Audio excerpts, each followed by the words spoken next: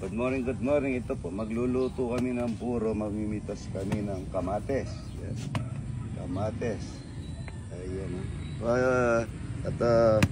Dito ang dami pang bulaklak ng kalabasa. Good morning ang sabi ni Idol. Yan. Ito, kamates. Ang daming kamates na mga Idol. Yan. Kahit na makadalawang kilo lang ako nito, sulit na po yung pagod at saka nakakapagpitas ka na, nakakapag-exercise ka pa. Yung talong. Kukunin ko itong mga talong, mga Idol. Yan. Talong, lagang talong at saka buro. Ayan, ang ganda. Oh. Kamatis. Kamatis. Ito po. Kamatis na masarap. Yan. May tinanim, may hanin. Yung mga fake account po, ang dami, kumikita yun. Hindi po sila nagpapagod kamukha nung nagpuntang taga Nueva Ecija kahapon. Ang taga Nueva Ecija talagang nagsisikap sila na makagawa ng content, na papagod sila.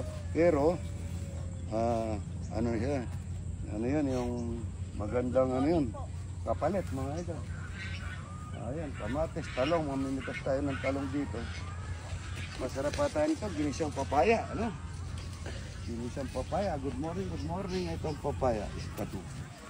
Ito mga Idol, mga kamates, yan, mahal po ang kamates ngayon. Itong tanim kong ito, hindi ko na inuwi ito mga Idol.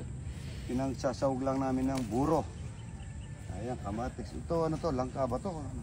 Kamansi. Kamansi, yan, ito po yung kamates. Ayan, kamates, yan o. Masarap po ito, sinigang na dalag na kamatis. Pagka ganito, hindi pa hinog. Ayan. O ito, ano to? Parang ano to? Sumasim, anong pangalan nyo? Ayan, kamatis mga idol. Magpipitas tayong kamatis para sa buro. At saka tayo mangunguha ng talong. Araw-araw po, ganito yung buhay namin dito sa probinsya. Yan, ang daming talong. Masarap din, ginisang papaya, ano? Ayun, sino yung nagtaano to? Good morning, dito ka.